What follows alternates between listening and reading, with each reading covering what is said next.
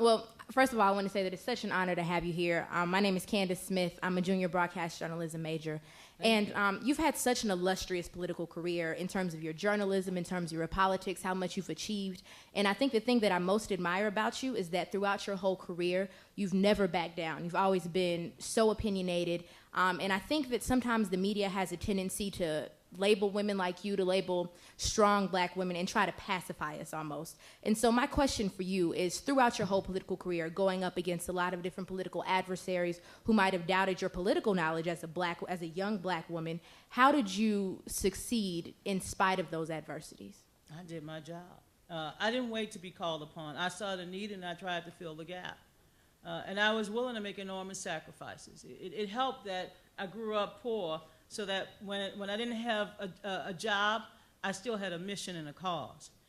When Walter Funtroy said that we'd be paid Friday, I knew that meant never, but I still believed in a cause because I knew I could make a difference, and I wanted to make a difference. I was so eager to learn and to be a part of something that was much greater than myself. And you can imagine, as a little child who grew up in Louisiana, to one day be able to work for Coretta Scott King and Shirley Chisholm and Walter Funtroy and Eleanor Holmes Norton, Dorothy Height. I mean, I can go on. Jesse Jackson. God, when I took that assignment, I was 23. I'd just come off the 20th anniversary of King's Historic March, where I was the director of mobilization for that. And Jesse Jackson would tell us, okay, we're sending you down to Alabama, Mississippi, and Louisiana. I said, well, good. I know I have a place to sleep on the floor somewhere. And then he would give us 100 buttons. You had to sell those buttons to get your butt back to D.C. But I knew I could sell those buttons.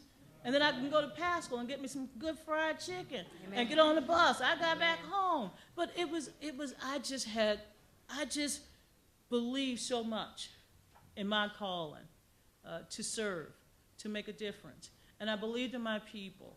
And I was grateful to God that I had the opportunity to be a part of, so many wonderful movements and then campaigns. And I have to tell you something. When the Jackson campaign ended in 1984, because I had beat Mondale's staff, the more finance, organized people with, the walkie-talkies and all of the other gadgets. This was before cell phones and all these other tools that Al Gore created. We used to beat them with word of mouth. We could make a PSA by going into a church basement with a tape recorder. I'm not talking about the electronic one, the old-fashioned reel-to-reel. Come alive on May 5, punch 8 before it's too late. We had our own slogans. We didn't have no expensive posters, but we had spirit. And the spirit that we had came from the movement itself, and we tapped into that. And so for me, I just remember that as a young person, I had so many role models, so much energy, and that I just used, and let me tell you, I was one of these kids that when Coretta Scott King, this was before computers, when you had to actually write it and then type it and then do the mimeograph, and then, when you had to lick envelopes before you can just email. I mean, I'm that age, okay? I've seen it all. That's why I can't with energy.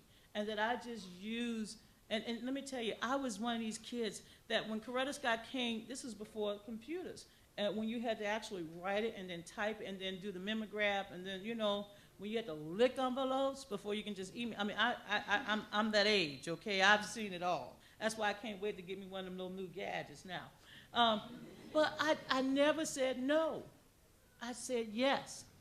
It was always believing that this would enable me to get here and get here. And yes, after the 2000 presidential campaign, one that I did not like, the way it ended, because we won, we got out the vote, we got out more votes than the other team. The other team had more people on the Supreme Court, and we know the history. So I didn't become discouraged. Was I upset? You betcha, as Sarah Palin would say. I was very upset. But you know what I did? I licked my wounds, as I always do, and said, you know what? I'm still that fighter. And I'm going to go back and I'm going to help clean up the system so no American would ever be denied the right to vote simply because they were in the line at 8 o'clock when the polls closed. No hanging chads or swinging chads or pregnant chads would ever stop someone's vote from being counted. I said I can still make a difference. And that's what I'm still trying to do today. So you have to always know what it is you believe and what you stand for. And if you do, God will guide you. God will never forsake you. It is my faith ultimately that keeps me running.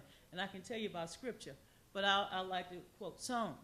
But I feel no ways tired. Amen. And I just believe, and I'm never going to stop fighting. Every time I think at night that there's some child, some girl or boy in this country, or in Haiti, or in Africa, it doesn't matter where they're from. They have no food, they have no roof. That could be me. That was me. That was my childhood. And as long as God gives me breath, I'm going to speak out.